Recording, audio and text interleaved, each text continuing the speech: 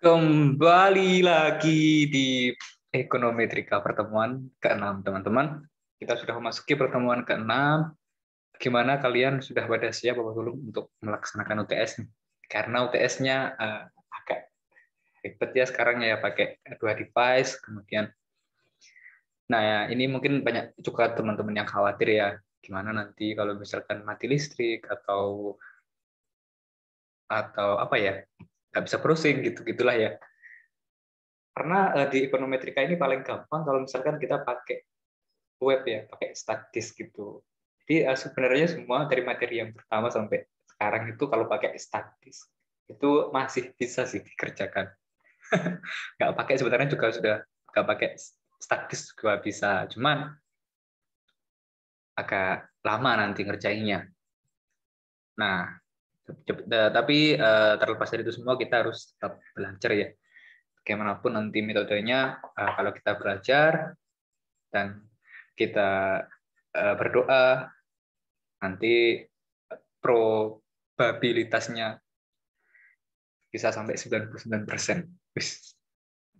Oke, untuk pertemuan ke-6 ini kita akan membahas tentang uji hipotesis yang awal. Nah, pertama ada kayak ya basicnya dulu lah, dari hipotesis itu seperti apa, kemudian ada testing atau kita akan menguji sebuah klaim dengan proportion.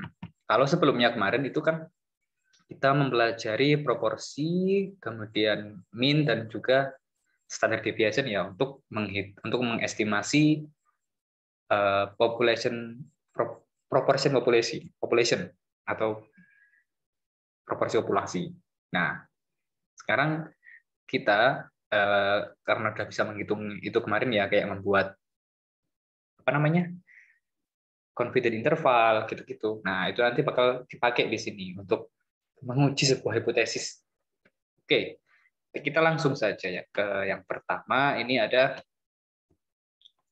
aku mau turun.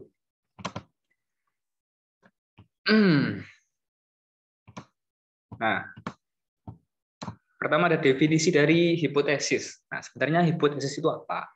Hipotesis itu adalah dugaan atau jawaban sementara tentang parameter atau properti populasi untuk dibuktikan kebenarannya. Nah, mungkin agak susah dipahami ya kalau misalkan seperti itu. Cuman kalau dicontohkan itu adalah banyak ya temui di iklan-iklan ya. Kalau kalian tahu, misalkan sebuah pembersih lantai gitu. Ini 90% efektif untuk membunuh kuman. Nah, kayak gitu. Itu adalah sebuah hipotesis yang kemudian untuk dibuktikan kebenarannya. Kita cek lalu setelah ada hipotesis itu apakah benar 90% bisa membunuh kuman atau hanya 70% atau hanya 60% gitu. Itu nanti akan ada penjelasannya di bawah. Oke.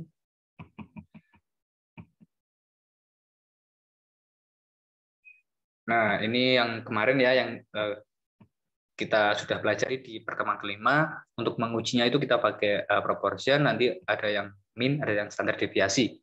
Tapi untuk pertemuan ke-6 ini hanya yang proportion aja. Oke. Nah, ini adalah beberapa contoh dari hipotesis ya. Yang pertama itu ada claim. Nah, ini ya tandanya ya. Kalau misalkan sebuah hipotesis itu tandai dengan kata-kata claim, kemudian menurut, nah gitu gitulah. Tapi yang paling sering itu claim. Nah, nanti pengembangannya di belakang ya. Nah, ini ada beberapa contoh hipotesis. Yang pertama itu kayak XOR, itu dapat menambah probabilitas kelahiran bayi cewek. Kemudian ini ada sebuah surat kabar itu menyatakan, dia itu mengklaim bahwa beberapa pekerja itu dapat pekerjaan atau memperoleh pekerjaan melalui orang dalam. Nah ini. Nah, ini mungkin dendam aja ini yang buat. Kemudian penelitian medis itu mengklaim bahwa pengobatan echinacea, aku juga nggak tahu itu apa ya, itu tidak berpengaruh terhadap pilek. Ya pilek kan biarin juga sembuh ya.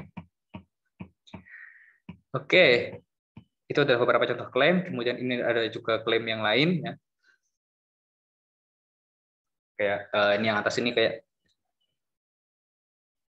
The Federal Aviation Administration itu mengklaim bahwa rata-rata orang itu penumpang 185 pounds, tapi itu 20 tahun yang lalu.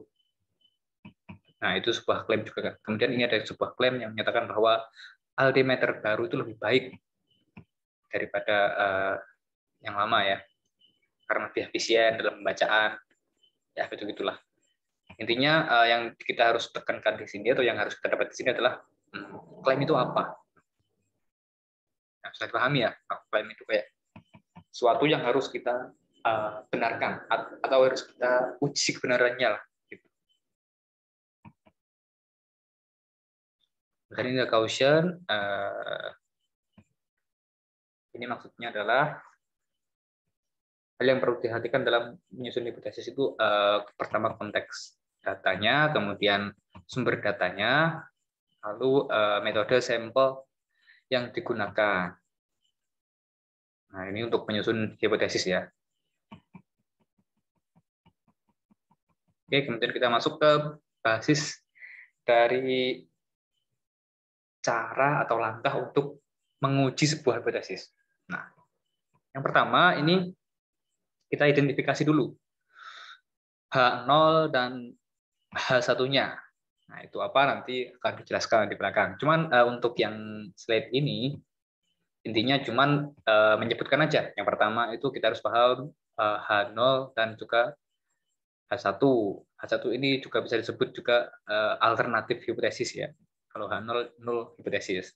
Kemudian kita harus paham tes statistiknya, harus bisa melakukan tes statistik. Lalu kita mengidentifikasi critical value. Critical value itu saya spill sedikit, ya. Itu titik ini, garis atau batas ini namanya critical value, ya. Nah, itu nanti kalau misalkan Z-nya jatuh di sini, itu Z di sini itu di-reject. Terus kalau di sini itu file to reject. Nah, itulah spill awalnya. Nah, garis yang ini namanya critical value atau pembatas antara daerah yang diterima dan daerah yang ditolak. Kemudian ada identify the p-value. Nah, ini kayak ketika kita sudah dapatkan nilainya, nanti kita persenkan lah, gitu. Ini hanya sebuah metode yang nanti ada 3 metode untuk menguji hipotesis ini. Salah satunya itu p-value ini. Nah, kemudian setelah selesai nanti kita buat kesimpulan dari uji hipotesis kita. Apakah kita menerima klaim dari suatu, apakah kita menerima klaim dari suatu atau enggak, gitu. Misalkan tadi pembersih lantai ini dapat membersihkan 90% kuman di lantai. Nah, itu kita buktikan. Nanti setelah kita hitung-hitung, nah akan ketemu kan angkanya, kita buat kesimpulan. Apakah kita akan setuju atau kita akan menerima klaim tersebut atau tidak. The basic of hypothesis testing. Ini yang pertama, ini ada teori yang pertama, ya. Langsung saja mungkin di sini jika P atau probabilitas sangat kecil, maka bisa disimpulkan asumsi mungkin tidak benar. Jadi kalau misalkan yang namanya probabilitas itu kan kayak kesempatan atau peluang, ya. Peluang itu sangat kecil. Nah, misal pembersih lantai ini mampu membersihkan atau mampu membunuh 1% kuman, itu kan berarti kan ya nggak mungkin bener lah itu. Itulah yang maksudnya dari slide ini, ya. Maksud dari pernyataan ini adalah ketika probabilitas atau peluang yang sangat kecil, maka asumsinya atau klaimnya itu tidak mungkin benar. Nanti akan dibahas lebih lanjut di bawah, ya. Karena ini di awal-awal ini sifatnya masih spill-spill gitu, ya. Nah, ini adalah komponen dari tes hipotesis. Nah, ini yang perlu dijelaskan, kan. H0 yang pertama. H0 ini adalah pernyataan mengenai nilai parameter populasi ya. Jadi kadang disebut juga dengan original claim sih. Cuman kalau misalkan nanti di soal itu tidak ada equal atau tidak ada kata sama dengan ya. Misal kayak lebih besar dari sama dengan, atau kurang dari sama dengan, atau sebesar. Nah, sebesar itu kan sama dengan. Kalau tidak ada kata-kata itu nanti bukan H0 ya yang jadi original claim-nya, tapi bisa jadi yang H1 gitu. Jadi kayak H0 ini yang intinya kalau H0 ini yang mengandung unsur sama dengan lah. Atau klaim dari ya original claim sih, bisa dikatakan gitu juga sih sebenarnya. Kayak gini misalnya. Tadi ya, pembersih lantai ini dapat membersihkan 90% kuman. Nah, berarti H0-nya adalah 90%. Tadi sama dengan H0 jelek banget. H0 sama dengan 90%. Ini apaan coba? 90%. Nah, ini H0. Kalau misalkan kata-katanya begini, pembersih lantai ini dapat membersihkan minimal 90% kuman. Berarti itu rotasinya bisa jadi lebih besar dari sama dengan. Ya gitu ya. Cuman kalau di Triola, di buku Triola itu tandanya masih tetap sama dengan sih. Mau itu lebih besar sama dengan, mau itu lebih besar dari sama dengan atau kurang dari sama dengan, nanti tandanya tetap sama dengan. Kalau yang satu nanti akan berbeda. Oke, kita lanjutkan. Nanti kesimpulannya adalah reject H0 atau fail to reject H0. Ini konklusi atau kesimpulannya. Ya. Itu nanti lah. Kemudian ada H1. Kita dikenalkan dengan H1. Nah, ini H1 sebutannya ada 3. Yang pertama 1, HA, dan H absar. Tapi intinya sama, adalah H alternatif namanya. Ini adalah kebalikan dari H0. Nah, kalau tadi kan pembersih lantai itu mampu membersihkan 90%. Nah, itu sama dengan 90% kan berarti H0-nya. Berarti H1-nya itu nanti lawan dari H0. H1-nya adalah tidak sama dengan 90%. Itu. Ini H1 ya. Nah, kalau misalkan tadi kata-katanya saya rubah lagi ya, yang tadi minimal 90% bisa membunuh kuman. Maka H1-nya juga akan kebalikannya, yaitu H1-nya kurang dari 90%. Seperti itu. Nah, H1 ini simbolnya tidak sama dengan, kurang dari, dan lebih dari. Jadi tidak mungkin H1 itu sama dengan. Oke, jelas ya perbedaannya ya. Yang mendasar itu simbolnya aja. Kalau H0 itu sama dengan, kalau H1 tidak sama dengan, dan kurang dari atau lebih dari. Itu. Kemudian ini ada apa ini?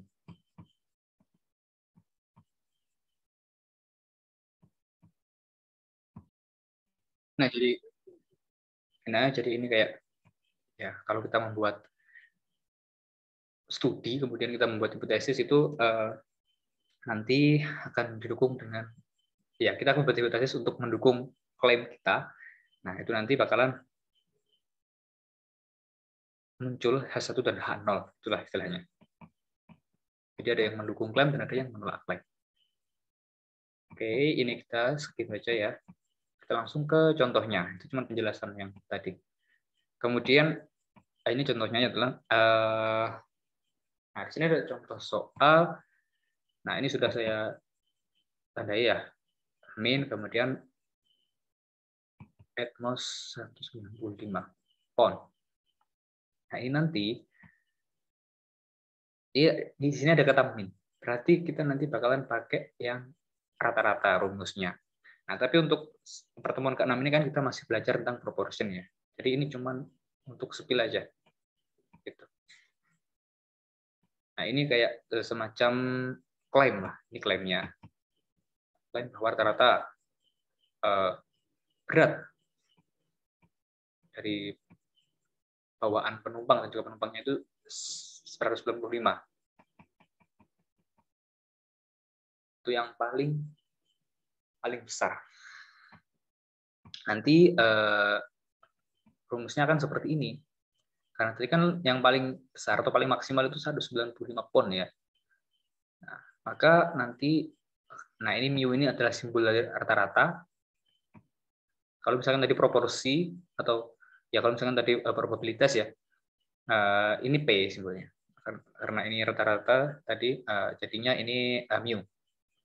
Mu kurang dari sama dengan 195 pon yang paling besar. Nah, ini kan mengandung simbol sama dengan. Berarti ini adalah H0. Oke. Kemudian ini jika mu kurang dari sama dengan 95 pon itu salah, maka yang mu lebih besar dari 195 pon itu yang benar. Ini H1-nya.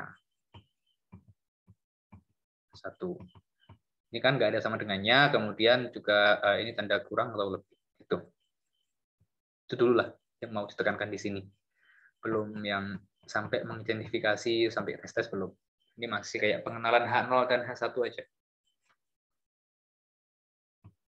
Lalu di sini ada proses menentukan H0 dan H1. Nah, ini masih menentukan H0 dan H1 ya. Sudah saya sebutkan tadi di atas ya.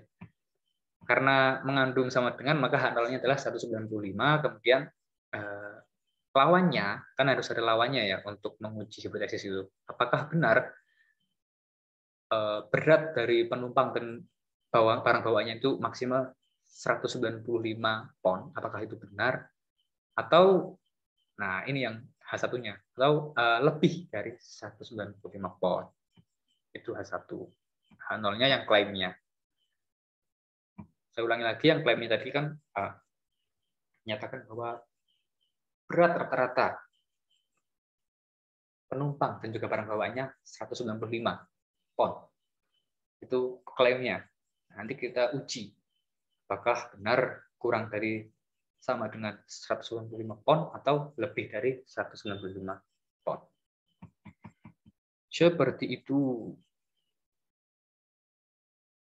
Oke, untuk selanjutnya kita akan lanjut di part 2 ya. Tidak terlalu panjang videonya.